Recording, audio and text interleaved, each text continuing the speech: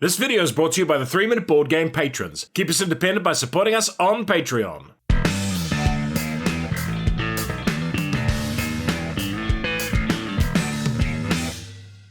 Kia ora koutou and welcome to this very special video from 3-Minute Board Games. It's the video where I talk about the games I got rid of through the year. Now, I can get rid of games for a multitude of reasons. Sometimes it's because they're not very good games. Sometimes it's because I've got a game in my collection that does much the same thing and I prefer that one.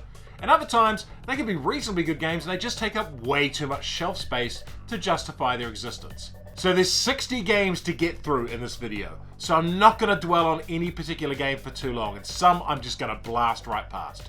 But the purpose of these videos is really catharsis for me. It's to talk these games out of my collection, to say goodbye to them. Sometimes that's with a tinge of sadness, and other times it's with a giant middle finger.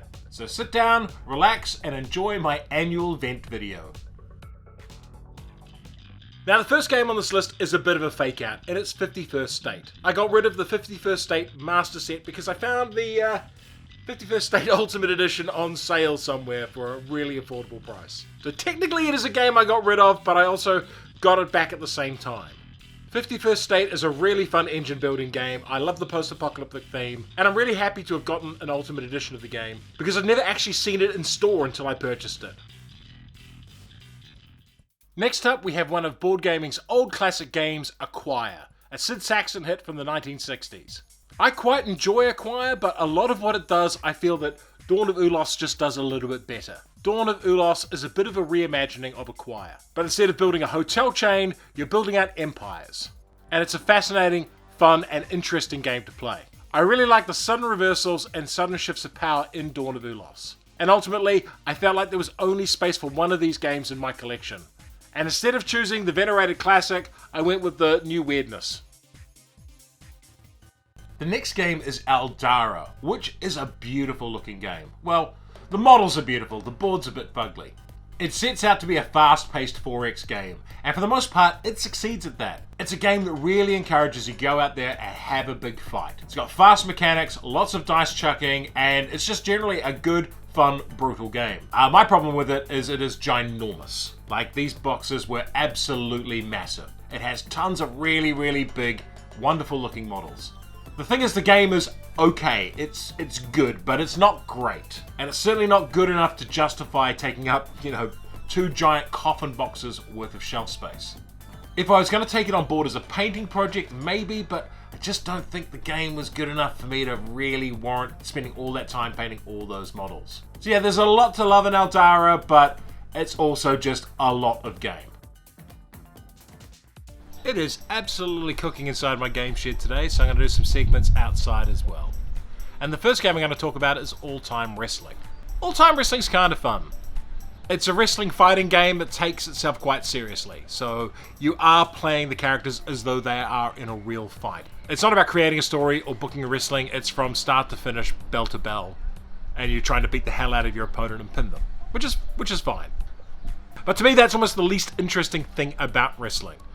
For me, professional wrestling is about the characters, it's about the story, it's about the pomp and ceremony and the over-the-top drama that comes with professional wrestling.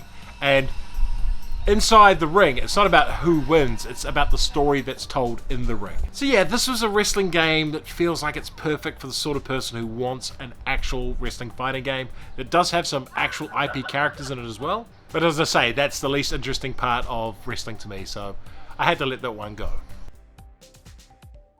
And next up we have a game called Arkham Ritual, one of the most confusing games I've ever played. It's a social deduction game of sorts, but it's just a nightmare to explain to people.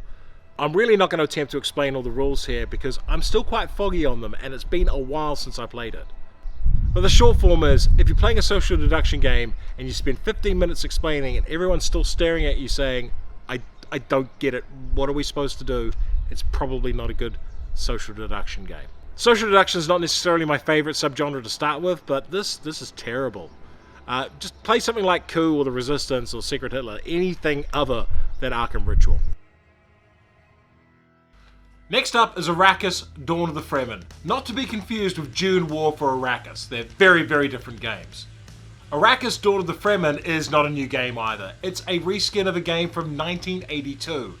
and not a popular game from 1982, nor a very well acclaimed game from 1982, and that game is Borderlands. I don't think there were large groups of people out there clamoring for this game to be remade again. It was remade as Gearlands, and it has another remake. It didn't need a fourth remake. It really didn't. So I was quite excited to get a new Dune game, but when we unboxed it and started playing it, it felt dated and it felt kind of awful. And it also didn't really feel Dune-like at all. This is a game I have zero regrets getting rid of. The next game on the list is Bardwood Grove, which is a game about being competing bards. Now this could be quite a fun concept. Different bards could rock around the countryside, seducing people, taming beasts, and attracting piles of weird-ass groupies. There's a good game in there somewhere. That game is not Bardwood Grove. Bardwood Grove doesn't quite know what it wants to be.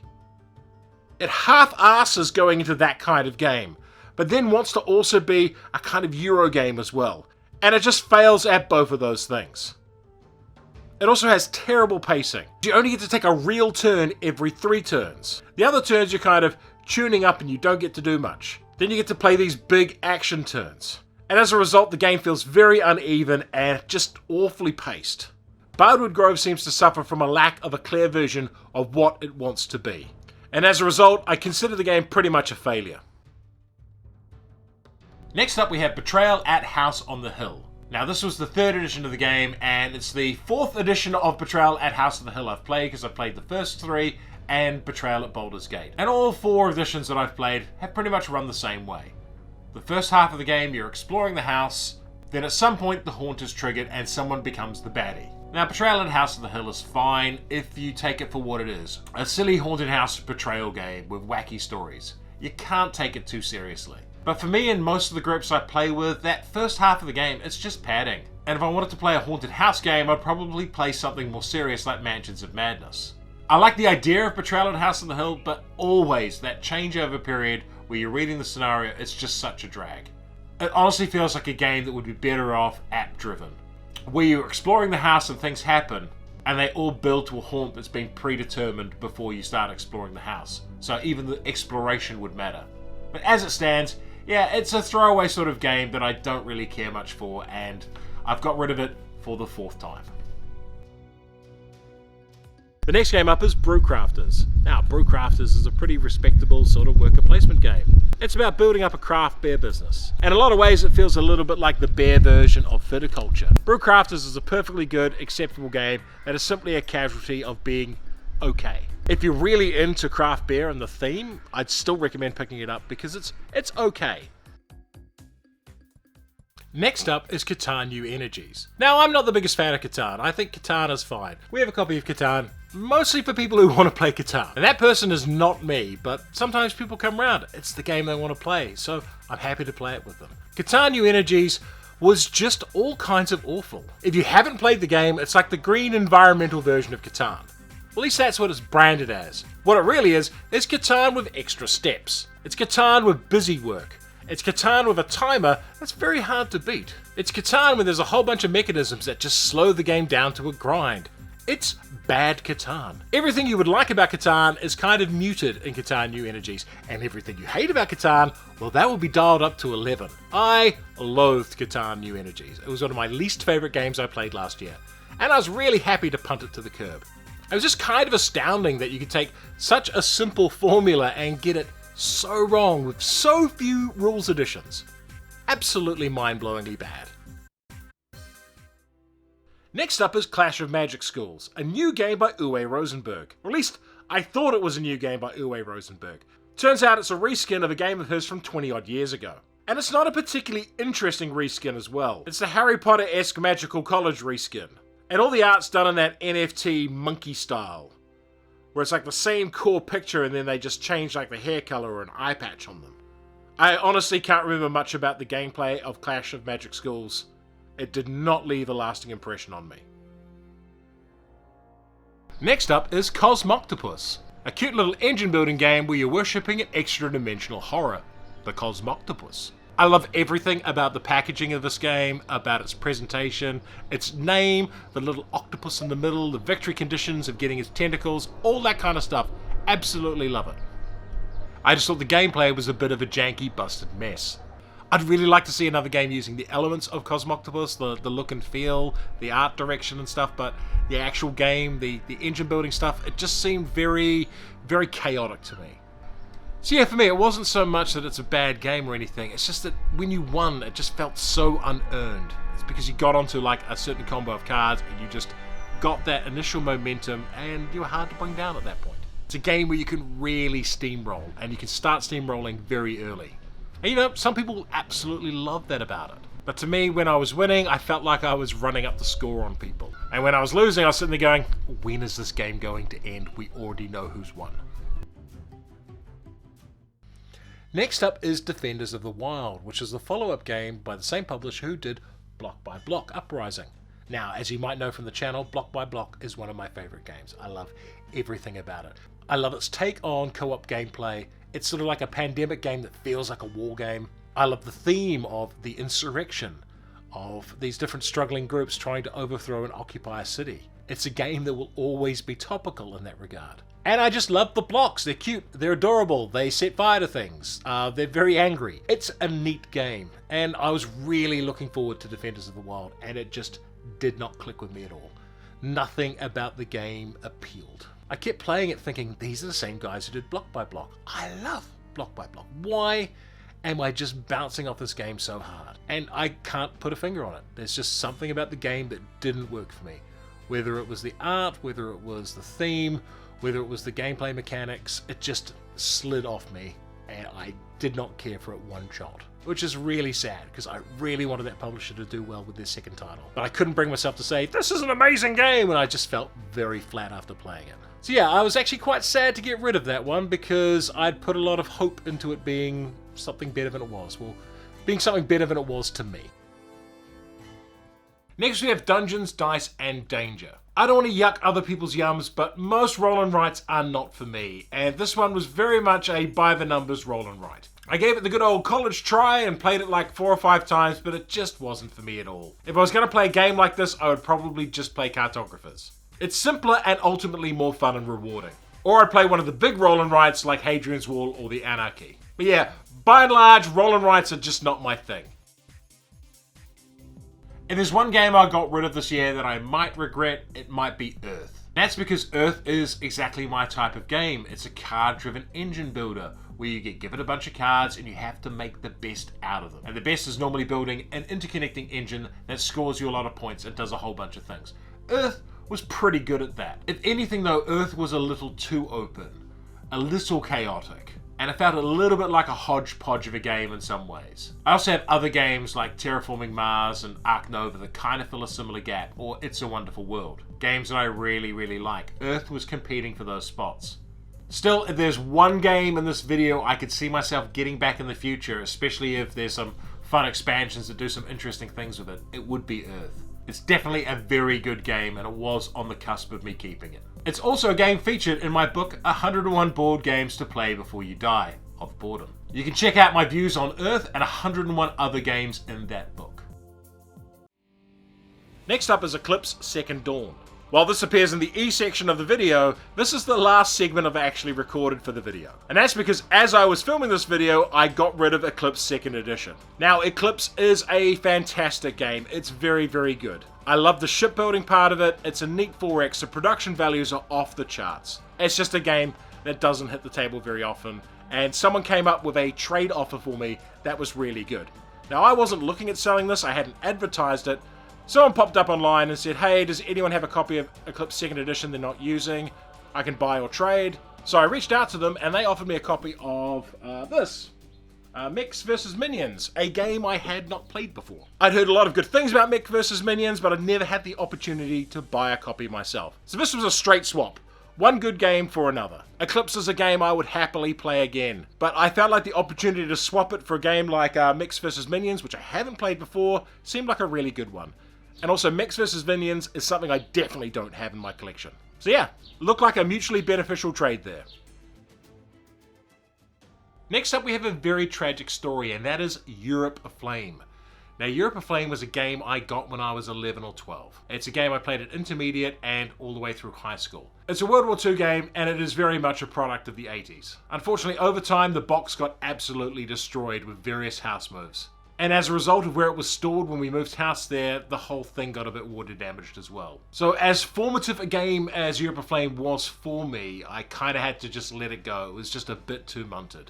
Knowing I was getting rid of this part of board gaming history for me personally, I did pick up Europe Engulfed, which is a more modern and similar type of game. So I do have a game that fits this exact niche in my collection again. So yeah, most of the neglect that happened to this game happened when I was a teenager and in my 20s and just wasn't taking care of my board games as much. And sometimes you just gotta put a board game down and let it go. Next up is Evolution Another World, another game in the Evolution series. Now this series seems to have gone on divergent paths, and there's a whole bunch of different games here, including Evolution, Evolution Climate, Evolution Another World, which is this game, and Nature, which just came out this year. Of all of these games, Oceans is by far my favorite one. All of the Evolution games are about building up animals, giving them traits, and having them interact with other players in a shared environment. So you'd have to cannily develop your creatures in order to maximize your points. I think Oceans does this better than any other game in the series. And definitely better than Evolution Another World, which relied on its alien gimmick a little too much. And here's a hot take, there's a 99% chance you'll see Nature in the next year's video in this category. Because I'm pretty sure I'm going to get rid of it. Oceans it's just a far more interesting game, and it takes up about 1/8 of the space. The next game I got rid of was Expeditions, and it was the Ironclad edition. Now, I really like Scythe. I have a fully painted version of Scythe. And here is my wee Stonemaier Games nook here. Now, Expeditions was a reasonably solid game, and certainly a worthy sequel to Scythe. It wasn't a game I raved about, and not a game that I felt enamored with, and it came in a massive box as well. So while it's the kind of game I'd happily play at someone else's house, I didn't feel the need to own it myself, especially not the Ironclad edition. That thing's quite rare in New Zealand. So I let that one go so someone else could enjoy it. I tell you what, the bigger the game boxes are, the easier they are to get rid of. It's when a game fits into a very small box that I have a very hard time getting rid of it. The next game up is Fractured Sky, and it's a funny thing. There is so much work and effort went into making this game a deluxe product. It has so many fancy components, all these magnets and stuff, the boards are really detailed, there's all this wonderful work and effort went into making this game in every department other than the game itself. It is a beautiful product, and that to me is the problem with this game, because the gameplay is absolutely mid, absolutely run-of-the-mill area control blind bidding stuff. It's just got a lot of guff on top of it. And you know, I go on about art and games having presentation and all that kind of stuff quite a bit, but it's never enough for me to keep a game if it's got mediocre or poor gameplay. And Fractured Sky is definitely on the mediocre end. It's also a comparatively big box and a whole bunch of setup time for what is a really, really simple game. So it's a mid kind of game, but it's not worth it at that price point. And it's certainly not worth it at that size point as well. Next up is Gloomhaven and Gloomhaven Jaws of the Lion, and I got rid of these for a very simple reason. They sent me Gloomhaven 2nd edition. That's it. That's the reason. Oh, and Gloomhaven Buttons and Bugs. I did get rid of that as well, for an entirely different reason. I really have a hard time reading it. Like, the pieces are very small, and I have big hands, and I just found it a faff. I found it just a pain to play with, to look at. Had to wear my glasses the whole time, squinting down at things, moving them around. And you know, it's cool that they managed to fit all that game into that small box, but I've got a big table. If I'm going somewhere, I'll take a game that I find more functional. Gloomhaven Buttons and Bugs just wasn't for me at all. I admire the hell out of the design and everything they did to get the game down to that size, so it just had that much content in such a small box. But then I also just didn't care for the gameplay at all, or just the user interface, for want of a better word. It felt almost hostile to me as a player playing this very fiddly game. I even gave up trying to do a review of it because all the stop motion photography, everything was just too fiddly. So yeah, that's the reason I got rid of Gloomhaven Buttons and Bugs. It just didn't feel ergonomically compatible with me as a human being. Next up is Godspeed. Godspeed is a Cold War game set in an alternate history where we're discovered faster than light travel. and the various Cold War powers are competing over a new planet. I really like the look of Godspeed, I like the idea of it, and I even like the bidding mechanic that it's got in the game for using your different characters and how they all interact. I especially like the bit where there's a crisis drawn each turn, and you secretly choose if you're going to commit resources to it. And if everyone commits resources, you do okay, but if someone opts out, well, then the whole thing falls over. That's my kind of dirty, semi-cooperative gameplay. Thing is, no one else in my group cared for it whatsoever. I'd bring it out and go, hey, let's give this one a go, and people would be just like, nah, something else. So while I kind of wanted to play the game a lot more, no one I knew really cared for it one bit, so that's why I eventually got rid of it. It just wasn't getting played. So you might hear some hooting and hollering behind me from the local kindergarten. Our house is right beside a park, and in that park is the local kindergarten, and that's where my daughter goes to kindy. So I can be sitting here working on videos and playing games and stuff and hear her making a whole bunch of noise just over the fence.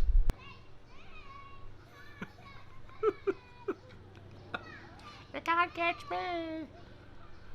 It does make it a little challenging recording videos on occasion, but I wouldn't trade it for the world. Being able to walk my daughter to kindergarten in like 2 minutes and be here if there's an accident or an emergency is just, it's the best. And I have to thank my patrons and everyone who watches these videos for giving me this opportunity as well.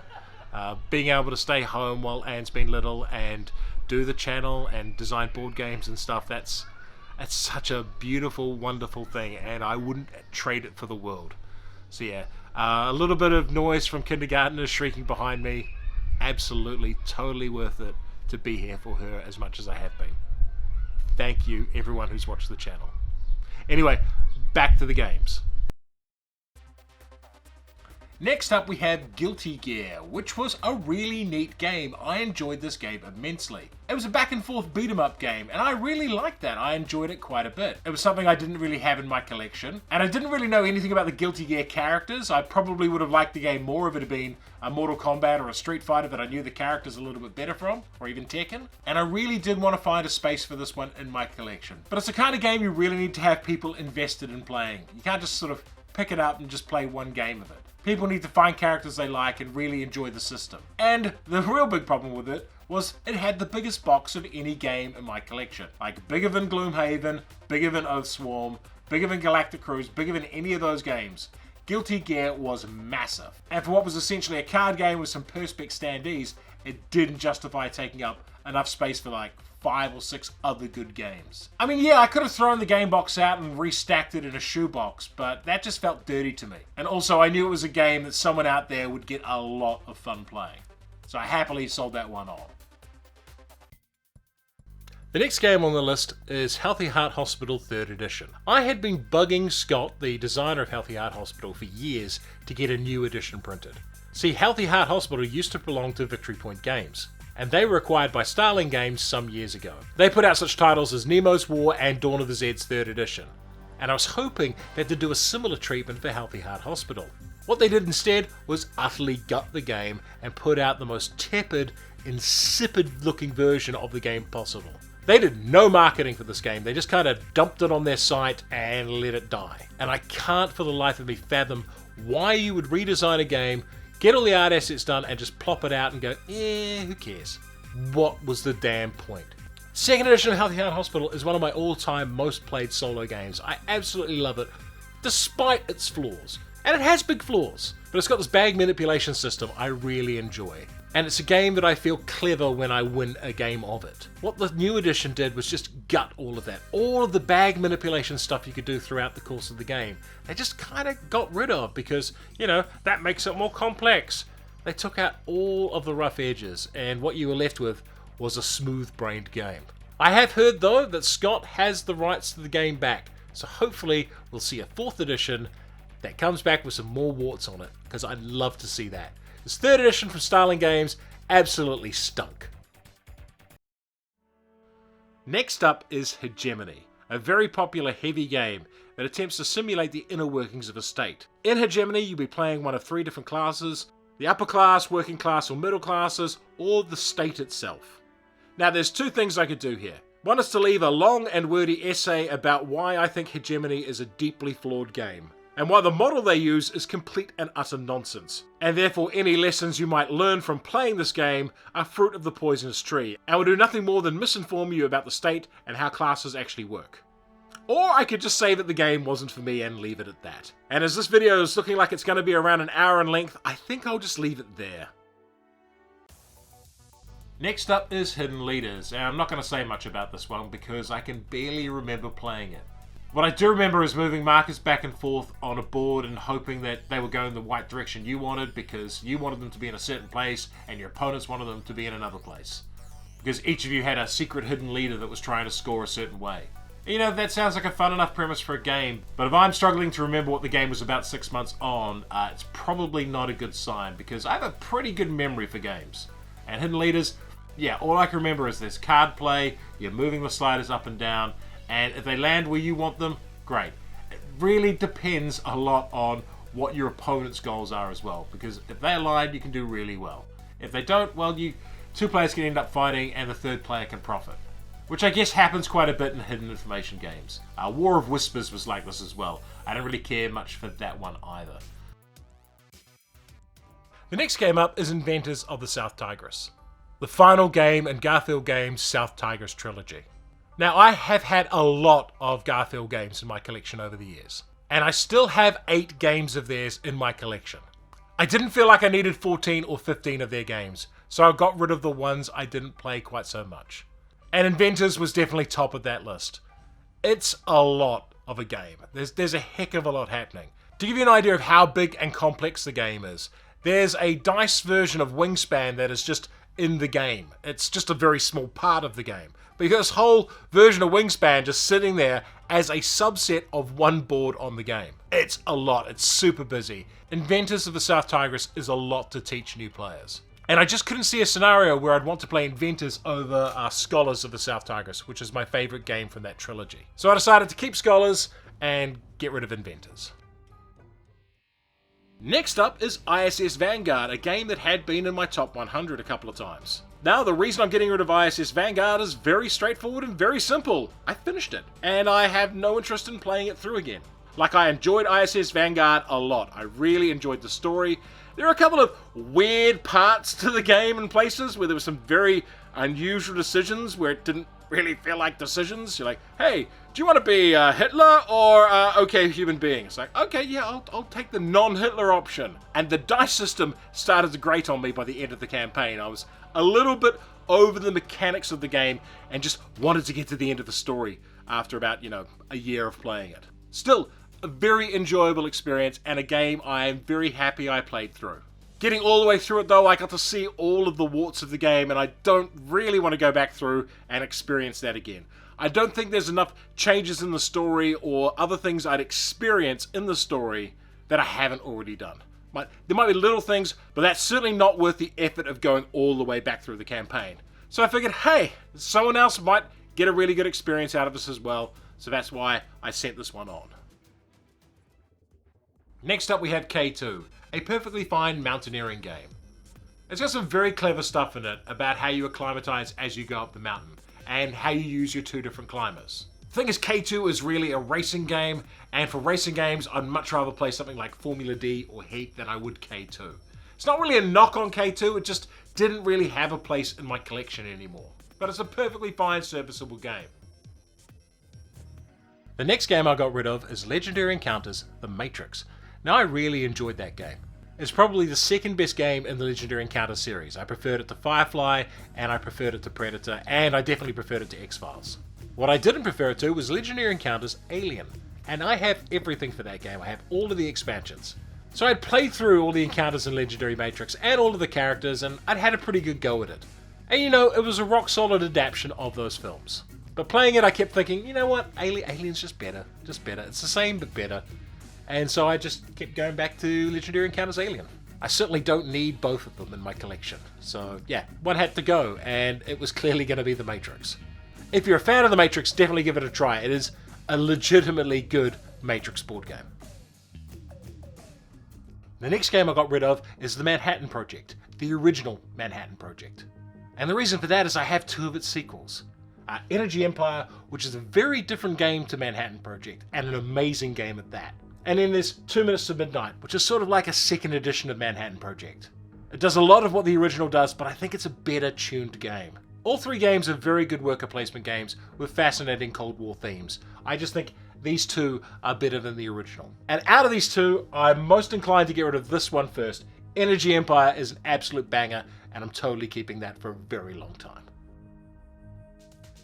Next on the list is Marvel United, a game I think's pretty damn good. The thing is, this game also has like a gazillion expansions. And I know multiple people who have basically everything for the game. If I ever really want to play Marvel United, I can just either borrow their copy or go around to their houses and play it. Just having the X-Men starter box, it felt like a pretty empty game in comparison to what they've got. And it's one of those games where I kind of felt you either need to really get into it or you just get out of it. So I opted to get out of it instead of getting all of that damn extra content. Because it would be really easy for the completionist in me to just go, oh yeah, I'll get that box, I'll get that box, I'll get that box. And all of a sudden, it's a whole wall dedicated to one game. Next up is the Mass Effect board game, Priority Hagelflag. Mass Effect the board game, Priority Hagelaz. Okay. I'm a fan of Mass Effect. I'm not a massive fan. I only played the first 2 games, and I really need to get around to playing the 3rd game at some point. And I think Mass Effect is a fantastic setting for a board game. I just don't think this was the right game to be the first Mass Effect board game. It's a co-op skirmish game. You pick 4 characters and you play through a series of missions. And it's just battling away on a little board. I personally think something like ISS Vanguard would have been much better suited to be a Mass Effect game than this. Also, as a skirmish game, I found it quite lacking. I did not care for the dice system remotely. At the start of the turn, you have like 12 dice, and then the first character gets to pick 3 of them, and then that descends down. And it's a clunky sort of system. So in the same year that I finished ISS Vanguard and I played Undaunted Callisto, Mass Effect just didn't have much to offer me. And if you're looking for a game that feels like Mass Effect, I'd recommend those 2 over this one. Next up we have Metro Runner. Metro Runner is a game where you move around a rondel on the board, trying to collect bits of data so you can complete assignments. It's got a cyberpunk theme and the core gameplay is perfectly fine, it's perfectly acceptable. The reason it tripped us up is in the middle of the board there is a simple puzzle that you can solve multiple times during the game and then reset and move it about. The problem is when we were playing it is that every time that puzzle was moved or altered, everyone would focus in on it. It was like the Hypnotoad drawing our attention all the time. And I and the people I was playing with just found the central puzzle incredibly distracting. I almost wanted to drape a tea towel over it until people were using it. Because as soon as it changed, everyone would stop what they're doing and look up and go, and figure out how to solve it. Now I know this puzzle's meant to be the centerpiece of the game, but it wasn't a particularly complex puzzle, but it was just enough to draw you in and make you do it. Like, just having a Sudoku square pop up in front of you and you're like, oh yeah, solve that, and then go back to playing the game. So yeah, it was a very distracting and weird feature in the game that meant my attention was always being dragged away from what I was supposed to do. Very unusual experience. Next up we have Monty Python's Quest for the Holy Grail, the board game. I was approached by the publisher of this game to do a review of it. Stephanie and I are both really big fans of that film, and she actually wanted to do the review for this particular game. She noted it down on her to-do list for this year. Do the Monty Python review. Then I cracked open the box and played a test game of it, and it's awful. This is the kind of board game you could describe as exploitative. There's absolutely nothing here. It is just, hey, remember that thing from the film? You remember that thing from the film. You love that thing from the film. The gameplay is absolute rubbish. It's just, it's got the stuff from that thing you like in it. It's pap, it's pulp, it's nonsense, and it's not a very good game at all. And I feel fans of an IP deserve something better than what this game was. Frankly, I thought it was quite insulting, and that's why we never did a formal review of it. And we're a long way from where every IP game used to be rubbish like this. We've had great IP games over the years. Things like Battlestar Galactica, This War of Mine, Star Wars Rebellion, X-Wing, great IP-based games. And then someone has to fart out a monstrosity like this. There's only one thing I can say to the designers and publishers of this game.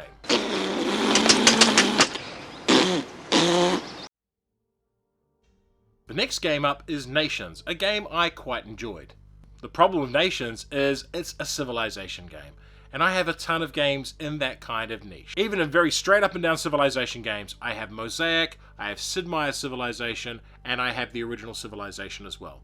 So Nations was kind of the fourth game existing in this space, at least. So while I did enjoy the game, it was never hitting the table. Mosaic was clearly ahead of it, and I've played that a lot more than I have Nations over the last 3 or 4 years.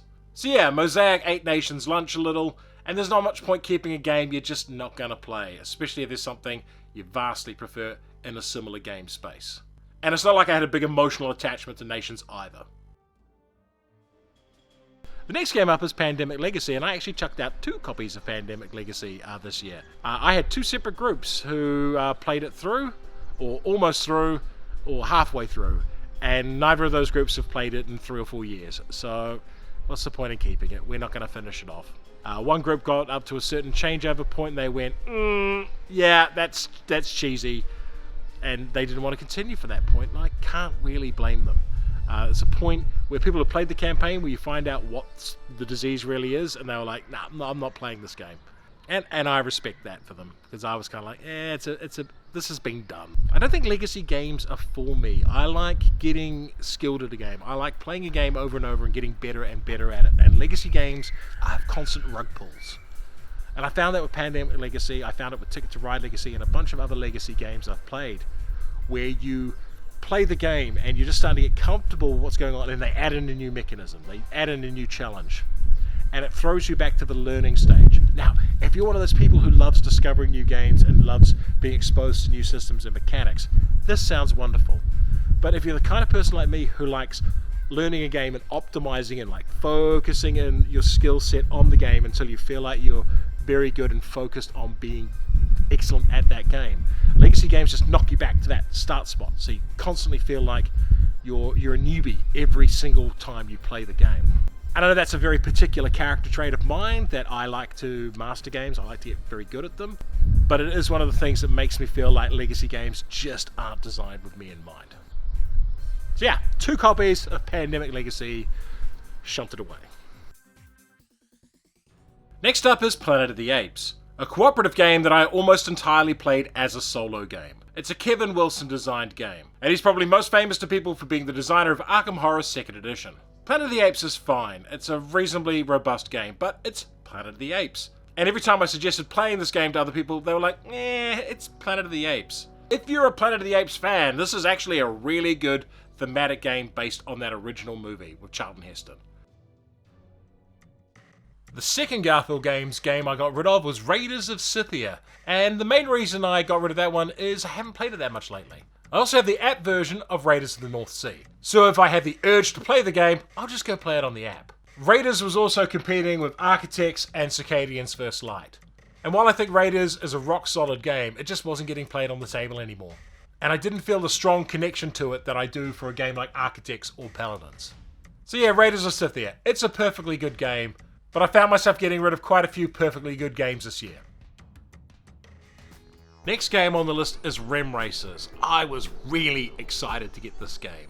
The publisher makes this war game called Infinity, and they have amazing models and world building. I have friends of mine who play Infinity, and they say it's an exceptional skirmish game. And it's one I've always wanted to get into, but just never had the time to commit to yet another skirmish game. So yeah, when they said they were getting into board games, I was like, absolutely, send me the game. And they sent me Rem Racers, and it's junk. It's just junk. It is a bad racing game. The components are kind of mid, and it came out around about the same time as Heat, and it feels embarrassingly dated in comparison. Like, we set it up, we went to play it, we did a couple of rounds, and it was like, yeah, this is going back in the box. I'm not even going to review this one, I'm not going to waste time on it. And apparently, very few other people seem to care about this game either, because it doesn't appear to have many owners on BGG, and it doesn't look like it's fired up the sales. Very flat, very disappointing game. The next game on the list is Ruins of Mars. Now, Ruins of Mars is a classic example of me getting a game because it's called Ruins of Mars. When I was designing Red Dust Rebellion, I basically played every single game that had Mars in the title. Anything I could find Mars related, I'd pick it up and have a look at what people were doing. And Ruins of Mars deals with one of my least favourite things, and that's the idea of ancient civilizations on Mars. That just isn't a thing for me. Mars is a dead rock. It may have had life a long time ago, but it certainly wasn't sentient life, and it certainly wasn't leaving behind relics for us to discover. I should have known that based on the name Ruins of Mars going into it, but I still picked it up anyway. But then the game itself was just kind of boring. It felt like it could have been a good 45-minute game, but the game ended up being 90 minutes or longer when we played it. Now that may have come down with a lot more play experience, but it just felt padded. Like the game hadn't been properly tuned or tested enough. Or whoever was in charge of the game just kept too many of their darlings and their ideas in the bucket instead of trimming them down to find what the essence of the game really was. So yeah, Ruins of Mars, despite being a Mars game, just totally wasn't for me. The next game on our list is Scorpius Freighter, and Scorpius Freighter isn't necessarily a terrible game. It's not a bad game at all. It's just not the game you think it is when you set it up originally. It looks like a space trading game where you're flying your ship around and you're picking up cargo and dropping it off places. And that's kind of what it is, but it's really a rondel game with these 3 different rondels moving around. The great betrayal in this game, though, is you see these plastic ships and you go, ooh, I can't wait to move one of those around and put cargo in it. And you're like, no, that's not your ship. That's a marker that moves around each of these boards. You don't get to play with those at all. And you're like, well, so where's our ship? Oh, your ship's sort of off the board, but it's kind of abstracted by the movement of other things. You're like, oh, it's just got that extra level of abstraction that the game just doesn't need. And as a result, it's an incredibly disengaging sort of game. I feel like it could have been okay if it was made more abstract, like they didn't bother trying to make it into a freighter-themed game. So it's in this sort of halfway house between this very abstracted system along with trying to put all this theme on top of it, and it just doesn't work. So yeah, not the worst game I've ever played, but just a bit of a mishmash of ideas. Next up is Shipwrights of the North Sea Redux. Now there are very few games that I have a pang of regret getting rid of, and this is one of them. Shipwrights is a really good drafting game. It's lightweight, it's fast, it sort of goes against the convention of a lot of Garfield's later titles because it's fast playing and it's not a heavyweight Euro game. It's also pretty easy to teach. Problem is, it's in the same niche as something like It's a Wonderful World, and I absolutely love It's a Wonderful World. It had to go head to head with a game I absolutely adore for game space in my collection, and it just simply wasn't going to win that battle. So yeah, Shipwrights Redux is a really good game, but I personally much prefer It's a Wonderful World when it comes to lightweight drafting games. Oh, and 51st State. This is one game on this list of games I'm getting rid of that I do heartily recommend people try, because you might prefer it to those other titles I mentioned.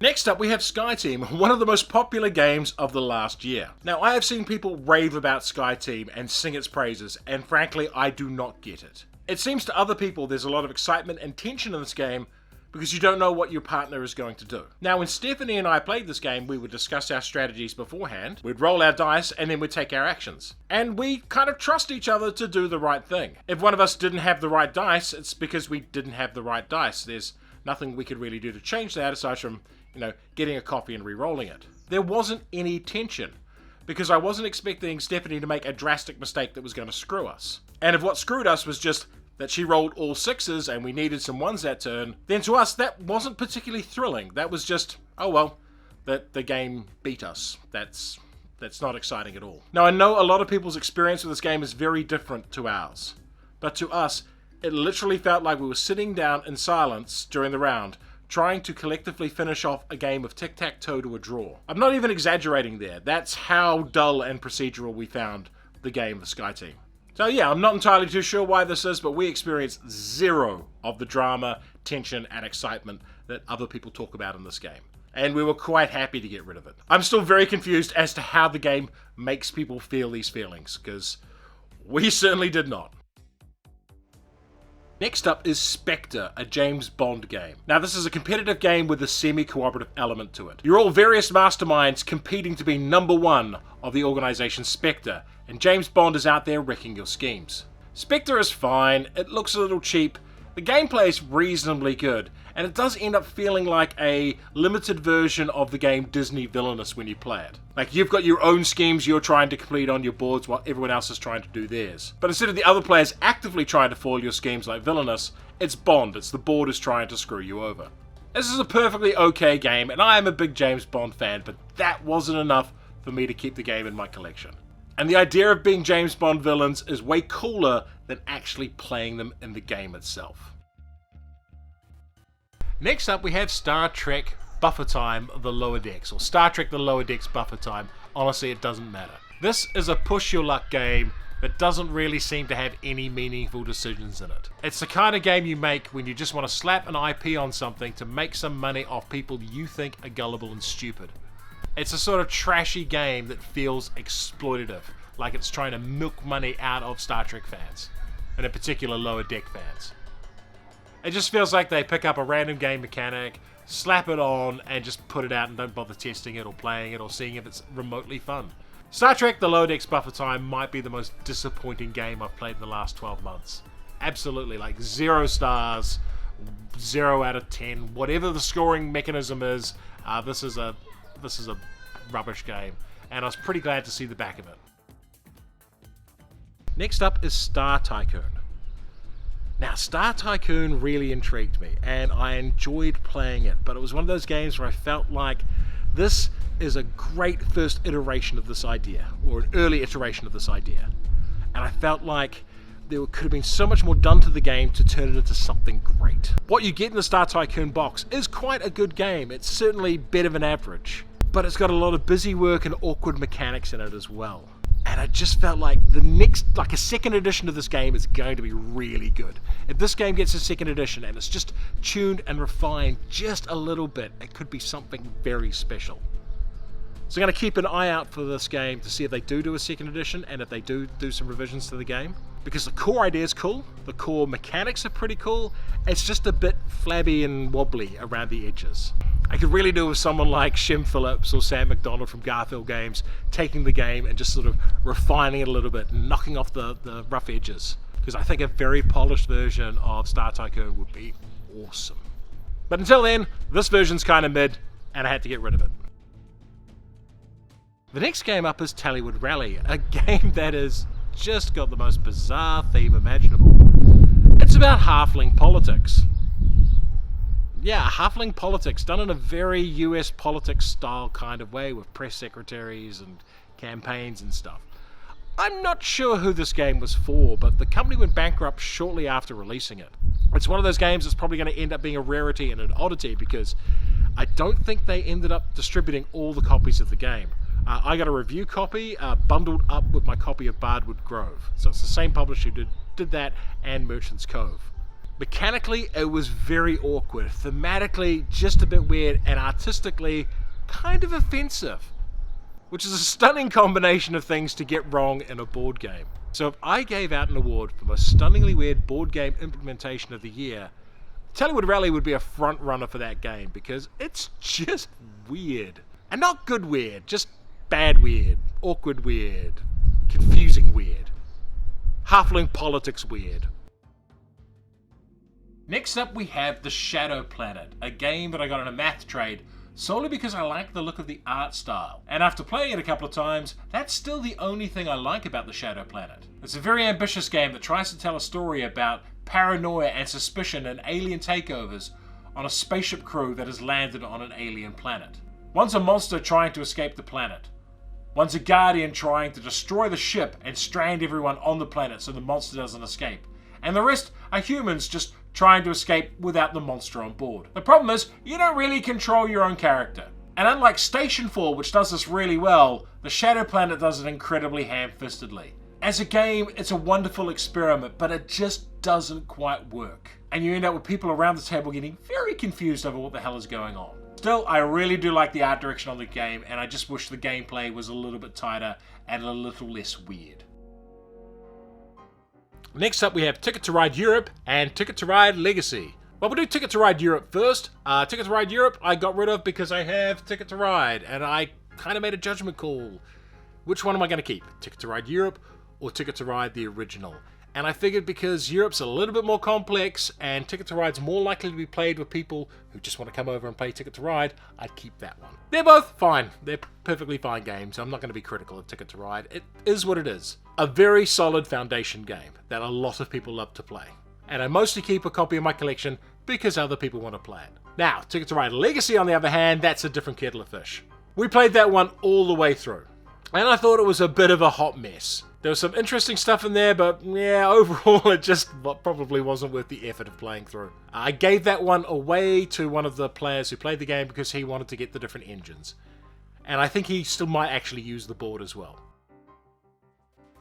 Next up is a game called Unrest. Now in the past I've talked about a lot of games getting a solo mode when they really probably shouldn't have one. Some games just have a high level interaction or different things you can't replicate with an AI or with a bot. And when you make a solo mode for those games, you're essentially making a new game using the components from the old game. The reverse is true in Unrest. Unrest is a two-player game that should have been a solo game.